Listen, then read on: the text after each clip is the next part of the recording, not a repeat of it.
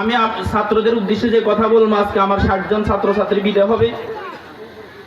আসলে কেউ থাকার জন্য এখানে আসে নাই। আমি এখানে আসার পর আজকে 3 বছর, এই 3 বছরে আমি 60 জন ছাত্র পরিপূর্ণভাবে কোরআন শরীফ সহিভাবে শিখাইয়া এবং 50টি দোয়া বিশুদ্ধভাবে হুজুরা পরীক্ষা নিছে।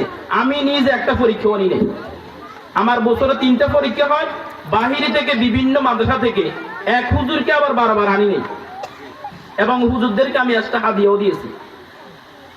তো আমার বছরে 3টা পরীক্ষা হয় এবং 3টা পরীক্ষা 60টা বিষয় করে হয়।